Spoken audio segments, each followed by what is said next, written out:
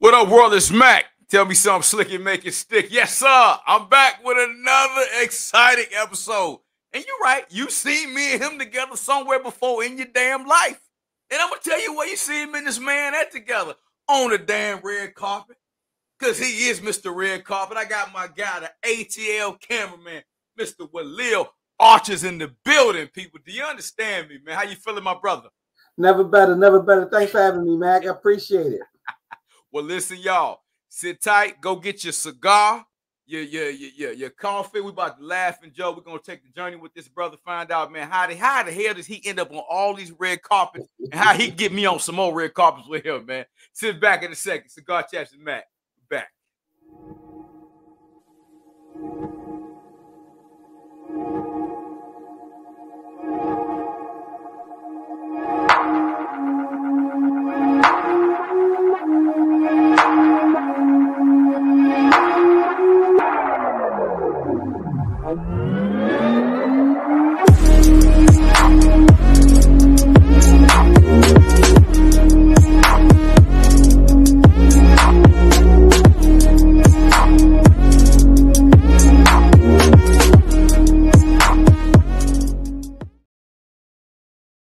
Welcome back, everyone. Welcome back. Make sure y'all hit that subscribe button if you haven't already. Hit that like button because it's going to be one of the interviews. Walil Archer, how you feeling, man?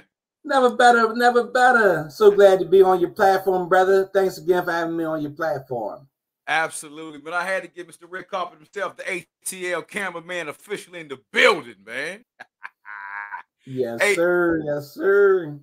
Walil, man, what I like to do, and with all of my guests, man, is kind of, let's go back to the origins because everybody got to start. We see you shining right now, but there wasn't, this moment wasn't always here. Kind of, man, take me back to the origins of it, man. Well, are you from Atlanta? Where was home originally for you? Home, Philadelphia, PA. Oh, Philly Flyer in the building. Okay. Yes, sir. Yes, sir. What was like growing up in Philly, man? I mean, from what the boys tell me in the rap songs, it's just like Chicago, where I'm from, man. What was life like in Philly, brother?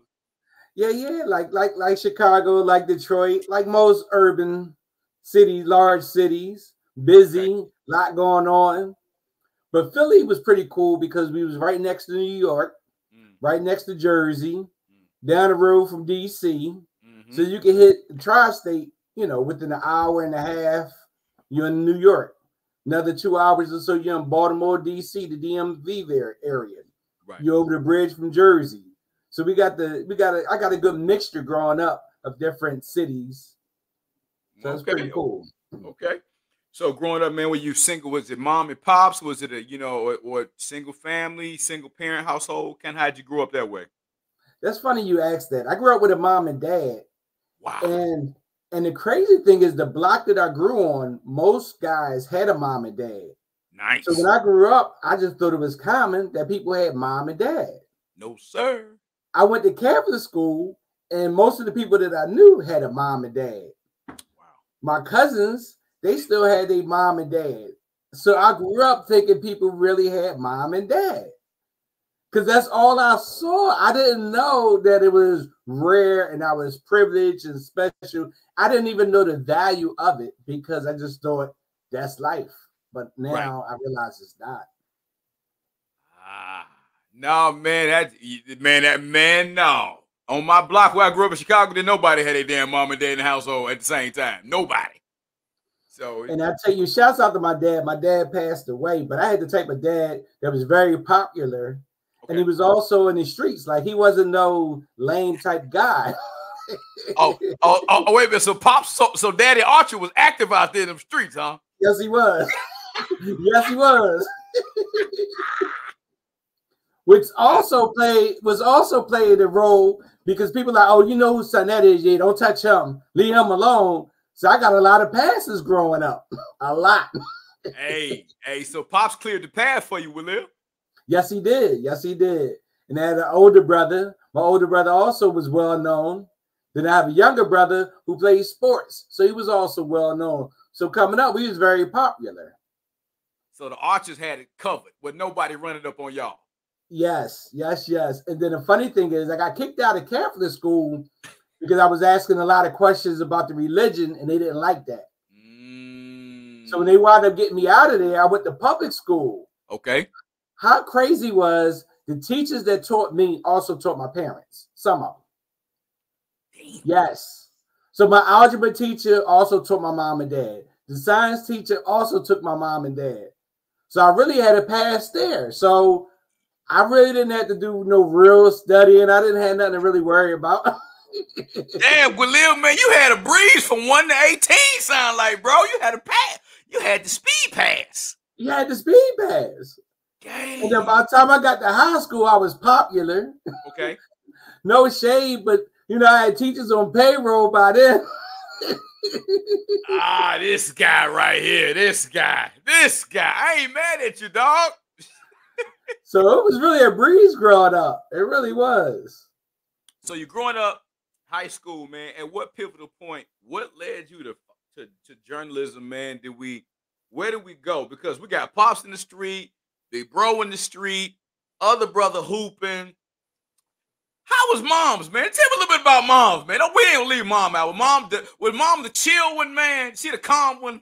Nah, mom grew with all the boys. So mom was a little thirsty. Mom would throw them hands. She gonna kill me for saying that, but Mom throw them things too. Yes, mom was hellraiser. Don't let me go home and get my mom. So I was good. And everybody knew my mom. Oh. And it's crazy. My mom was born in D.C. Okay. She was raised in Philly, but if I go to D.C., they also knew her. Like a lot of places I would go, they knew her in D.C. So I was able to really roam about and get away with stuff. Let them know who my parents is, and I'm good. Hey, Walil, most time when the pops in the streets, mom the mellow one, but in your case, mom she with it just like pops.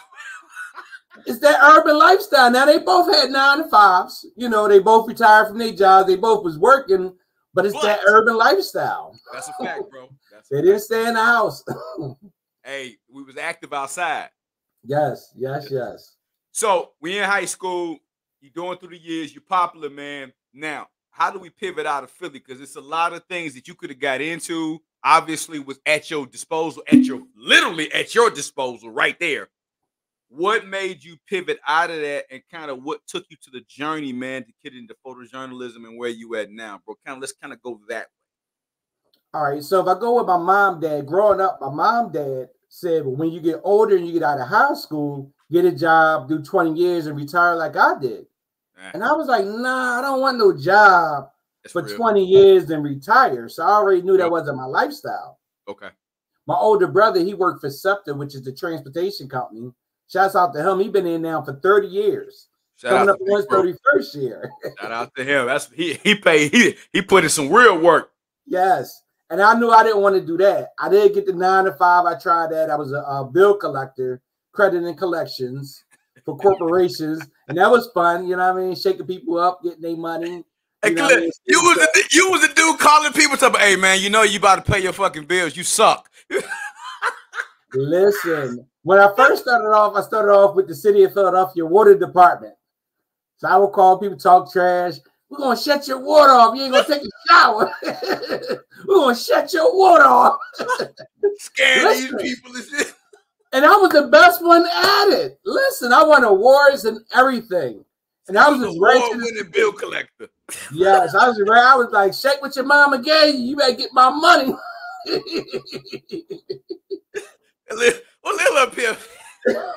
He the Suge Knight of goddamn bill collector. I actually was. And the funniest thing is, I really enjoyed it. It relieved a lot of stress, hearing different people's stories. And I'll tell you a true story. What up?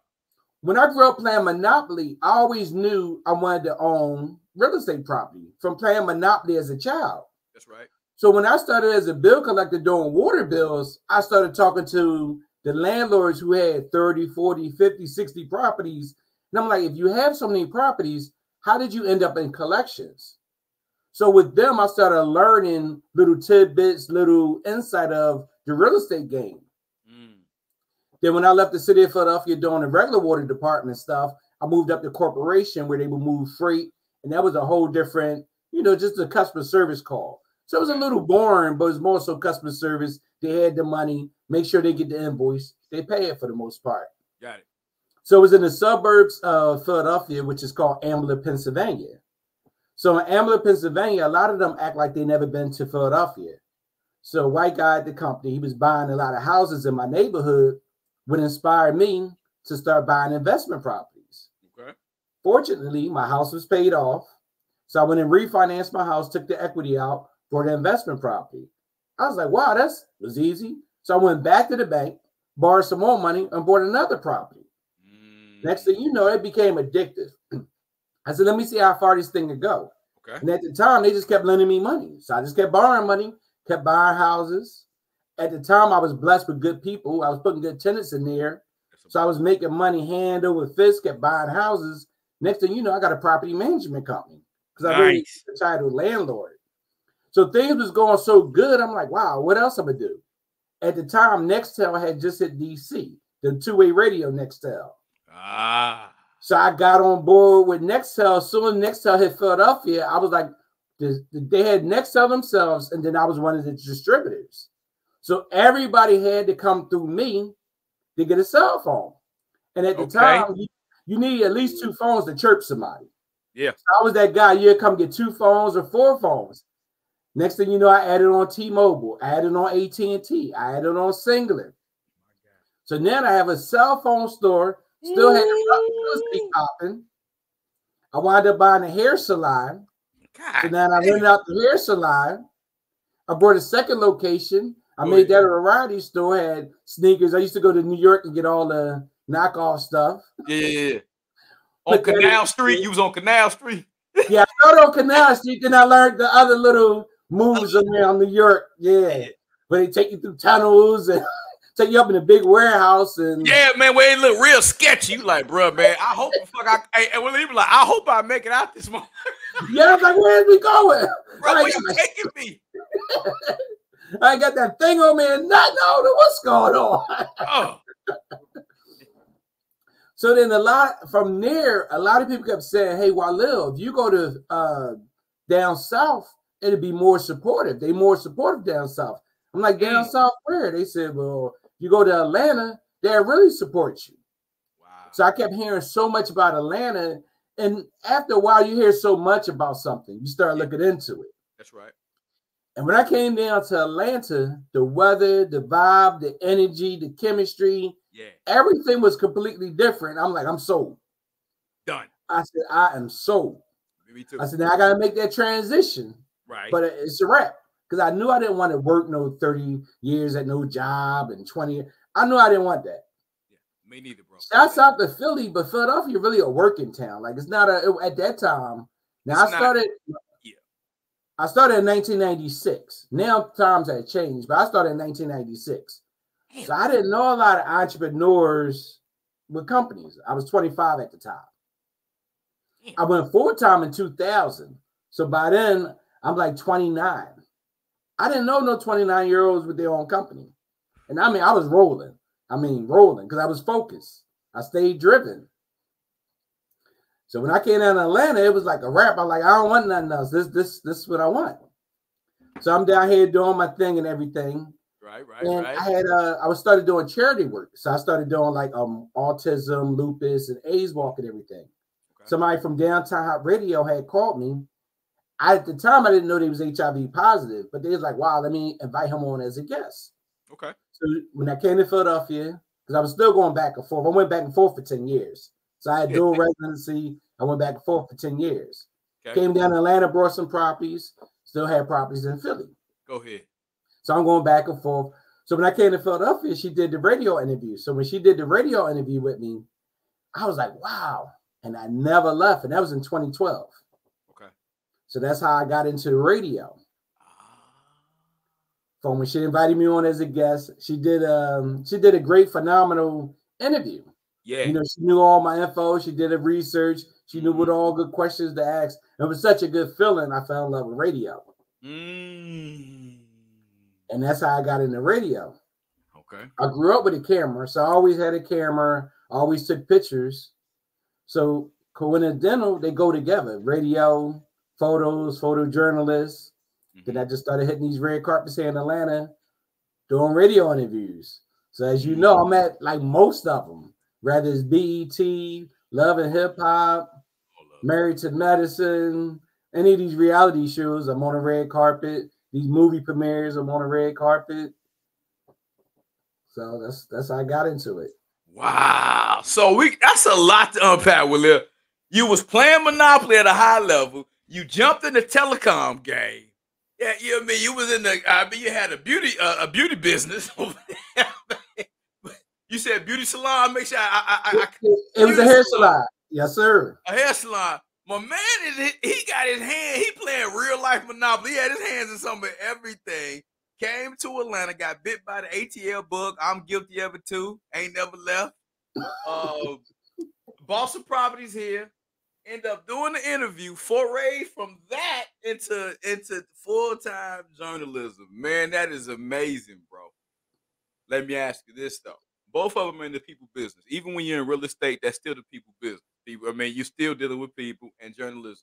Which one is it more gratifying for you when you're able to interview somebody and talk to them and do the, and dive in deep, or when you're able to give somebody, man, a great home to live in and watch them raise their families? I'm sure as you've seen kids grow up as a landlord, things of the nature. Which one is the most gratifying for you? That's a real interesting question. When I first started, it was the best feeling in the world to provide housing for people. Absolutely. And I was more or less like a second chance landlord. I ran your credit, but I really didn't base it off of your credit. My mindset then was, if you had great credit, you'd buy a house. So therefore, you're going to have bad credit. That's real. And I was blessed with enough houses where I literally took 1 or 2 people as charity cases. Whoa. So I already knew they was going to pay late. I already knew I was going to have to, they call it cash for keys. So instead of evicting you, I'll go ahead and give you some money and tell you, hey, take that money towards moving into your next property. Are you serious? Yes. Yes. I've never heard that. I get a quick example. So what I would do is I would look at people's credentials. I give you application, you fill out the application. Now, if you submit bank statements and you have NSF where you bouncing checks every month, I know you're going to bounce checks for me. So I know you may pay 1 or 2 or 3 months, but I know sooner or later your check's going to start bouncing. Yeah. I already know that. Yeah. And once you get behind 1 or 2 months, it's pretty much a wrap. It's a wrap. You ain't catching up on that shit. Yeah, you're not catching up on that. Right. So instead of you getting it put on your credit, and instead of me taking you to court and the sheriff's coming, I say, hey, listen, you gave me, and in Philly, we take like 2 months of security deposit, 2 months, like 3 months to move in. First month rent. I always took 2 months security and not last month's rent. I took 2 months security. So I say, hey, listen, you gave me 2 months security. How about I give you back your 2 months security? You don't have to worry about your past due rent. That'll help you get to your next property. Wow. So I'm going to be like, all right, yeah, cool. Then I had some that just was straight up stubborn, waited until the sheriff came to literally put them out.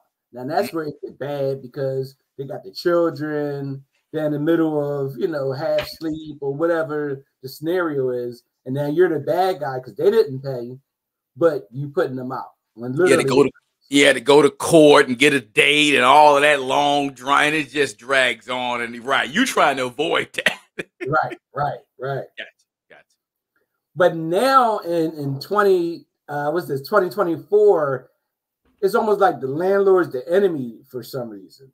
And a lot of times people just have that animosity. Now, I'll tell you this, but I didn't realize when social media came out, okay, I started posting me flying back and forth to Atlanta. So tenants started having animosity, like, well, you don't need my rent money. I see you flying all around the world. What the hell I got to do with you paying me my rent? What I'm doing? Because I run down to Miami. I done some red carpet in Miami. I did some red carpet in LA. So I travel with this as well. So they see me on a plane going somewhere, see me on a carpet, and like, well, you don't need my money. And I didn't realize people will see you. They find your social media. They stalk your social media. People will make a phony page just to see what you got going on, and you don't know that's them. That's true. But then you see a shift in the attitude. You see the little animosity. And they kind of don't want to pay rent. So saying that to say, I moved towards more loving doing a red carpet, hearing someone's journey, and getting the insight of that opposed to being a landlord, because then as a landlord property manager, it's not appreciated. Yeah. For whatever reason, it's shifted. It's not appreciated. Yeah. So with that being said, well, are you saying now, man, as in the journalism, you're finding yourself more intrigued into that? Is what would be the next evolution from that? Or is this, hey man, I love what I'm doing. I kind of just want to stay right here. I am Mr. Red Carpet. Or is there another evolution from that you, because I'm sure you got your eyeball on something. Well, I'll tell you something you didn't know. I'm also in the Coming to America with Eddie Murphy. I did the second one with Arsenio Hall. You was in that? Yes, sir. Now I gotta go watch the damn movie when we finish. Now I gotta go watch it. Are you serious, bro?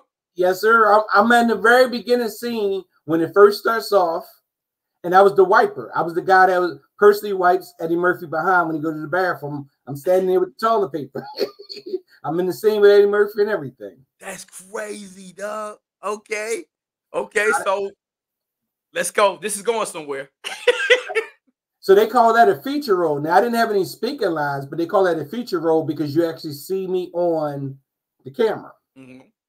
And then I've done some residence work where that's a TV show that comes on. I think it's Tuesday night, where it's a hospital show. So I've done some work on the residence. So I've done some background work. So I may get back into acting. Okay. So it's just long days. They're long days. Do you enjoy acting? As long as it's a small part, because I've done some acting, I've done some short films, I've done stage plays, and it's a lot of rehearsing. It's a lot of remembering lines. You got to remember the line before your line so you know when to go. Okay. So not only do you have to remember your line, you got to remember their line. So, then they got to coordinate everybody's schedule. So it's a lot that goes into acting. So for me, when I'm acting, that's almost all I do because I really have to focus. Okay. Because you got to get them lines right. You got to bring that character out when it's, speaking lines. So long as it's not major roles, you down to do it. Correct. Something small. Something small. All right, a little fun fact about me. I bet you didn't know, Will. I was in a TV show called Queen's Court on on Peacock. I was actually on there with Tamar, Evelyn, and Nivea, man. I was on all 10 episodes, NBC Peacock, and that was a long ass. Hey, that film was 15, 16-hour days, bro. That's a lot of work. So you all right. Yes. But for me, I want some roles. I've been trying to tell Robert, give me a Tubi sex scene. I'm going to keep lobbying for my Tubi scenes, man. I'm going to get me one of them damn movies on Tubi. Anyway, Walil, I digress. Yes, sir. Man, let's talk about the Real Rap Radio. Yep. So the Real Rap Radio show started in 2012. And at the time, I started with the co-host who invited me on Downtown Radio and another gentleman. So from there, I spent off and started my own show, which I kept the name, the Real Rap Radio Show, which broadcasts on Saturdays from 2 to 4. Okay. So while I'm out doing interviews, I recap it on my radio show. So I talk about the event and I play clips from the live event that I covered. Okay. So that's how I do the Real Rap Radio Show. Okay. I mean, so even on that show, man, I see there's a diverse group of individuals that you talk to. Is there anything in particular that you look for when you interview somebody, or if they want to get on the show? Kind of, is there a criteria, or it just depends on what you're looking for at that time? Yeah, it depends on what I'm looking for at the time. So at times I may do authors. Okay. So then the genre that I'm looking for is authors. Or if I'm doing music artists, then I'm covering music artists. So it depends on what I'm covering at the time. All right. Shameless plug, Will. I'm an author as well, man. Get on Diamond. Shameless plug. My own memoir. Shameless plug, brother. Shameless Congratulations, plug. brother. Yeah, man. It's been out 4 years now, brother. 4 years. Nice. Yeah, man. 4 years. So, Well, let me ask you this, man. So up and coming, entrepreneurs, because you're a pure entrepreneur, man. At the core of everything you said, brother, no matter what it is, it's again you controlling your own fate. How important to you is entrepreneurship? Like you knew definitively, nah, big bro, I respect what you doing, but that ain't me. What is the economical power of that for you, as far as our culture, our people, man? Kind of speak on that a little bit. Wow. It's a lot to unpack. I know, right? Yeah. Because when you think of generational wealth, Ooh, when talk you to me. think when you think of being an entrepreneur and you think about leaving something behind for your loved ones, that's what comes to my mind when I think of entrepreneurship. If I'm working for a corporation company, Come on. it's nothing to leave behind because as soon as I pass away, they don't replace me. Whereas though if I start my own, Come on. mainly like real estate is one of my prime examples because real estate, you make money while you sleep. That's If right. you buy it and hold it and rent it out, which is the long game, it's not short, flip, and sweep. Right. It's constantly holding it. But the funny thing with real estate that I love is somebody always want to live in the neighborhood wherever you buy that house. That's right. No matter how great the neighborhood is or how bad the neighborhood is, somebody wanted to live in that neighborhood.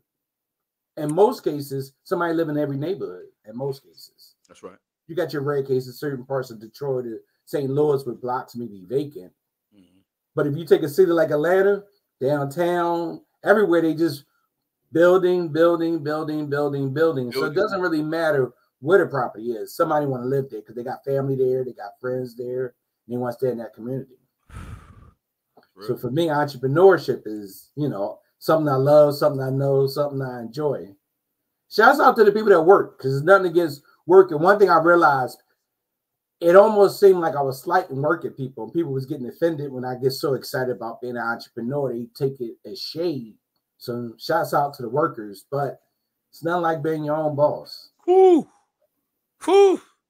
Man, move when you want to move. Take your lunch break when you want to take lunch break. Take your vacation when you want to take vacation, brother. Ain't nothing like it, man.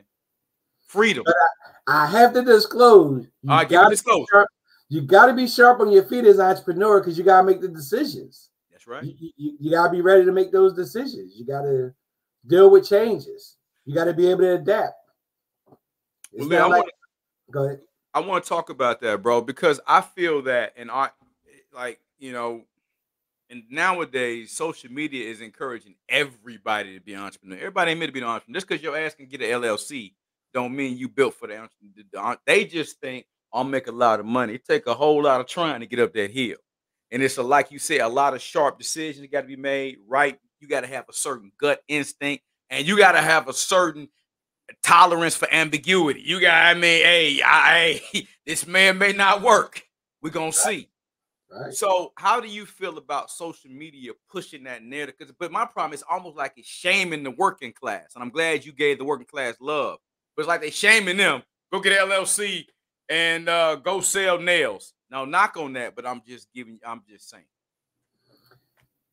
My honest opinion, social media kind of hurt the entrepreneurship, if you will, for me. Okay. So, for example, when I first started, we had regular phones. So people know business hours. Now with social media, people try to hit you in your DM 11, 12 o'clock when they talk business. People text your cell phone and try to call your cell phone 11, 12, 1 o'clock is no cutoff. With social media, they just show go, get it, work, grind. When I started, you had a business line and you had a phone line. So when you're not at the house, you're not at the office, that's it. That's it. I'll get to you when I get to you. Right. And with email, you email me, you figures after 5, 6 o'clock, you're not really expecting a response. Next day, because you're not walking around with a computer. Come on. But now that they made these smartphones, the email comes to your phone, people want that instant, fast response. And if you jump into being an entrepreneur, say from social media, now you got this LLC. You didn't go to college. I graduated from college. So I do have the education to go with it. Come on. So not only do I have the experience, I had the education. So I learned the textbook, the book-wise, which really didn't apply to the real world, but it still gave me the fundamentals. Whereas now they go to YouTube University, which, depending on who you're following, may teach you the wrong way. That's why, they say now the hairstylists in Atlanta, they say be all over the place with their prices. Be all over the place with their rules. Because like you said, everyone should not be an entrepreneur. It ain't for everybody. It ain't for everybody. So you got the education. You went to Temple University. How was that experience, man, going to Temple? Yeah, that was totally different. Totally different from what I'm used to. Well, how is so? I always wanted to hear about Temple, man. Tell me about a little bit of Temple University, man. Temple more so was like a lecture hall where the teachers pretty much just taught a whole class, and either you get it or you don't get it. You don't get it, you know, depending on the teacher's style, that's on you. It's totally different as far as education. Okay. All right. All right. Old Temple. Temple had, man, what's my man, the head coach, the basketball coach, man. God bless the day. I cannot think of him. That was my guy, man. It was some great ball. Some of my favorite ball players came out of Temple back in the day, man. I cannot. Oh, man. Yeah, Temple. I used to rock with Temple. Mark Macon, Shake It Bacon, Mark Macon. Yeah, anyway. I digress, man. I had a basketball moment. So, bringing it back to Atlanta, man. Entrepreneurship. Now, how do you feel? You've been in Atlanta for a while, man. How do you feel about the culture? Has it grown? How do you feel? Has Atlanta reached a point? Some people say, man, you know, it's still the land of opportunity, and I do believe that. There's still no other city like Atlanta. But do you feel that it doesn't support the way it once did? Are we disconnected? What's your take on, since you've been here a lot longer than me, you've seen Atlanta evolve? What's your spin on that? Yeah, Atlanta definitely changed. That's what I get. It definitely changed. A lot of people came here, and I don't want to be the bearer of bad news, but now you have some of the scams out here. Mm-hmm. You have a lot of shady stuff that goes on. Whereas though before, it was all good. Somebody said they did something when I first came. That's what they did. You didn't really have to really check them as much. Vet them out, like right? Yeah. And now I see more so people faking it till they make it, and it's acceptable. You know, so you pretty much, to me, you kind of like lying and manipulating people and having faith in you, and you don't really do what you're saying you do. Right. Whereas though when I first came here, if a person said this is what they do, this is what they do. So it definitely changed, especially the traffic, especially the people. You know, when I first came, we didn't have all this traffic. Now it's traffic for days. It's traffic for days. So it wasn't always like that, bro? Nah, not at all. Man, I don't know where all these damn people keep coming from, man. Damn. I gotta ask you a question, Walil. Go ahead. I know you about to say something. Go ahead. Because if you peep it, you run. It's really no rush hour traffic. Like, it's always busy. It could be 11 o'clock in the morning. It's traffic. Ride to Midtown, 11 o'clock in the morning, 12 o'clock in the afternoon. It's traffic. I live in Midtown, and I'm like, man, where are what? Man, ain't y'all got somewhere to go and be? This supposed to be the time I can roam the streets free. And yeah, it's traffic out there. Yes. Well, Leah, did you ever enjoy any of the Freaknik years here, man? Nah, I came after that. I was about to say, let me see if I'm gonna see my man Walil in this damn Freaknik documentary. Nah, I came after that. All right. I heard about it and I never came down for it. So I missed all that. All right, you missed all that. I got you. Fair enough, man. Well, listen, man, we coming up on our time, man. Now let's have a little fun stuff. Now, I always ask all of my guests, man. Let's transfer the music a little bit, man. What are your top 5 artists of all time? Any genre? It could be, any genre, man. What's your top 5 artists of all time? Music artists? Yes, sir. Music artists. Yes, sir. Well, I'm gonna go with Tupac. I'm gonna go with Beanie Siegel. Oh, you going with the Broad Street Bully? Okay. Yes, sir. Okay. I'm gonna go with Nas. Oh, that's my guy there. Yeah. I'm gonna throw some Frankly Beverly in there. Ooh. And I'm gonna throw some. I'm gonna go with Anita Baker. You can't go wrong with Anita. You can't go wrong with Anita.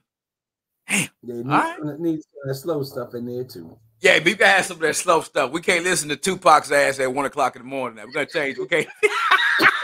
Hey, Pac, right. I love you, man, but I ain't trying to hit this mom at 1 o'clock in the morning, dog. That ain't the groove. Well, look, so what's coming up next for you, man? Anything you want the people to know, man? What's next up? I know there's something. What you got coming up next? What's the next red carpet I could get on with you, man? Actually, I'm doing one tomorrow. I knew it. Funny thing is they had one tonight too. It's Atlanta. That's one thing I love about Atlanta. It's almost like almost every night it's a red carpet to some degree. Mm-hmm. It's Atlanta. It's a busy city. Busy city, man. Busy city. That's why I love it. So that's so red carpets, just more red carpets, maybe a more feature roles in a couple more films here and there. Yep. More feature roles, more red carpet, more radio interviews. Okay. All right. And I'm trying to see, on the real estate side, what the market's going to do, because Atlanta real estate shot through the roof. Right. It's like triple the prices from when I first came to now. It's like triple the price. It's almost like you got to go to Columbus or Macon or the outskirts, because buying in Atlanta, you're looking at easy $250 and up. Yeah. So there's no profit margin. But I'm still, looking at the real estate game as well. So you still got a nice portfolio in the real estate game, Will? Not like it used to be, which is kind of cool, because it was a little frustrating. Like I said, you almost not appreciate it. And when you're not appreciated something, the passion kind of go. I got you. All right. Yeah. All right. Well, man, it's been an honor and a pleasure, man. My man, Mr. Redcarpet, Mr. Walil Archer, man. Hey, Philly's finest in the building, man. Hey, brother, it was a pleasure to meet you. And shout out to Robert Slocum and my man Antonio Hudson for More Enemies movie premiere, man. You were a great spirit, man. You allowed me to express myself and say something slick and made it stick, man. It's an honor to get you on, my brother. My pleasure once again. Thanks for having me. Shouts out to your show, brother. Hey, man. Only up from here. Well, y'all heard it. Go follow my man, Walil Archer. I believe. Shout out your Instagram real quick, bro. Yes, sir. Walil Archer, Walil Archer, Archer, on all social media. Go shout out Walil Archer, Mr. Redcarpet himself. Damn it. And you're going to see me and him on the red carpet again somewhere this year. I'm telling you it's going to happen. And when it do, you'll be like, damn, Mac, you said it. Hey, y'all, Cigar Chaps and Mac, another one in the books. We out. Salute.